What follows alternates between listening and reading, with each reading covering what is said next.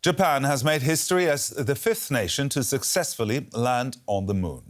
Japan's space agency says it is in contact now with its uncrewed lunar lander, which touched down hours ago.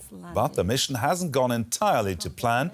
Officials say the lander is experiencing problems with its solar panels. For now, it is operating purely on battery power.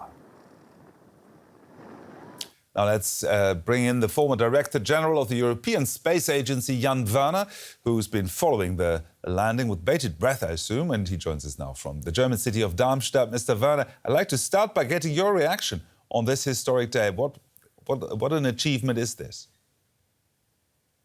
Very simple. Congratulations to our Japanese friends. It's a very big achievement to land on the surface of the moon and not destroy the spacecraft at that time. Is a big achievement. It's so difficult. Now, we are hearing that there are problems with the solar panels. How serious is that? You see, the difference is if you have a car and you have some problems with your car, you just wait for somebody to help you. That's not possible on the moon. So therefore, all the systems of a spacecraft are sensible. They have to work, all of them. Now they have some issues, obviously, with the solar panels. This does not mean that it's the end of the mission. First of all, they have batteries on board, and these are working, obviously. Number two, you don't know. It might be that they get also some sunshine on the solar panels later on. So it's not at all the end of the story, and it's already a big, big success.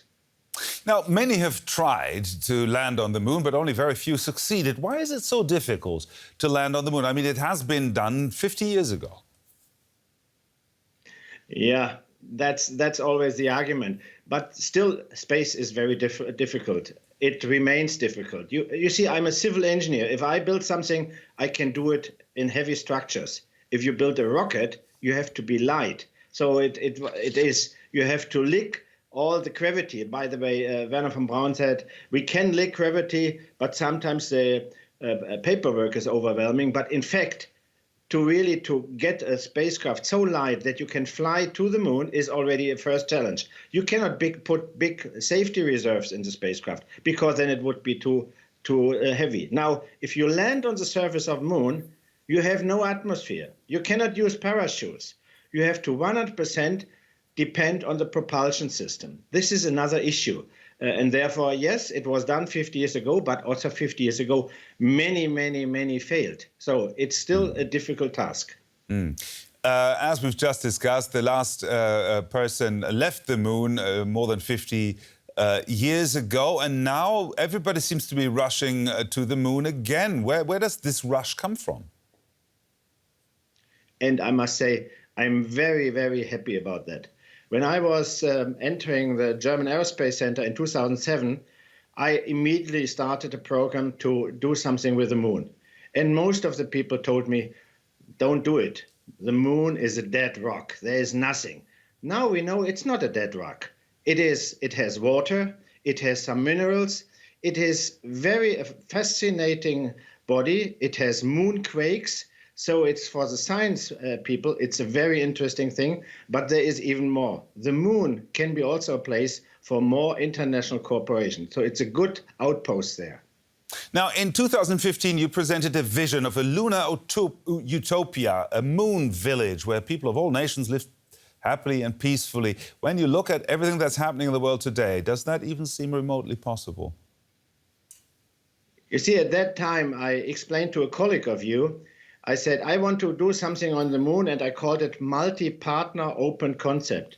And the journalist said, Mr. Werner, this is not a good word.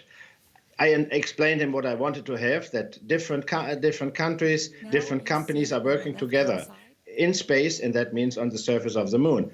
And he said, look for a better word. And therefore, I defined moon village. Moon village does not mean that we have their houses where people are living for their whole life. Moon village should be the cooperation of different companies, of different agencies, of public institutions, private institutions. And this is what we have today. If you look to the Artemis program, which is not only a program of NASA, but many partners are there. Also, Germany is part of that. Also, Japan is part of the Artemis program. And this is looking towards the moon. So it's already part of the moon village. Jan Werner, the former Director General of the European Space Agency. Thank you very much for your time. And for more on this, I'm now joined in the studio by DW Science reporter Lea Albrecht. Lea, historic day, no doubt about that. But it appears there's still some open questions. What more can you tell us? That's right. Well, the Japanese space agency JAXA is still kind of analyzing the status. They say the soft landing of the spacecraft seems to have been successful, but the solar panels don't produce any energy, which is a problem up there. Okay. The spacecraft is now in battery mode, which can last several hours, and they try to use this energy to send down any data they gathered about the landing trajectory, for example, to see if the big goal, that precision landing, actually was successful. But as for the solar panels, they seem to want to wait until the sun hits the solar panels from a right angle and to see if this will make it work. Okay. Let's see. Let's keep our fingers crossed then. But let's talk about the science behind this. What's the purpose of this mission? Well, the high precision landing really is the big thing this mission, the SLIM mission, wants to test and to show or to prove that it can work. Because so far, spacecraft or moon landers were able to land within a box of, let's say, several kilometers, which isn't very precise. And it was more about where is it easy to land rather than where do we want to land. Now, the idea is that a higher precision of, it's still about 100 meters, but it's, you know, in terms of, in comparison to kilometers, it's quite good. The idea is to land where we want to go, where there are points of interest nearby, maybe water reservoirs, for example. Now, the last manned moon mission is more than 50 years ago, 52 years ago, Apollo 17, I believe. And now recently, everybody's going to go back to the moon. What's the rush? Why is everybody going there now? Well, it has different reasons, and it has different reasons for different actors, of course. But one big thing and one big reason for many is that they want to show, that they want to demonstrate their know-how, their technical power. So we should not neglect that, definitely. But of course, there are different other reasons as well. There has, since water has been discovered, mostly on the poles of the moon, the interest has gone up again because water, for example, of course, first of all, can be used as drinking water for astronauts. It can also be used to make oxygen for breathing, but oxygen and hydrogen, which can also be made of water, can be used to fuel rockets.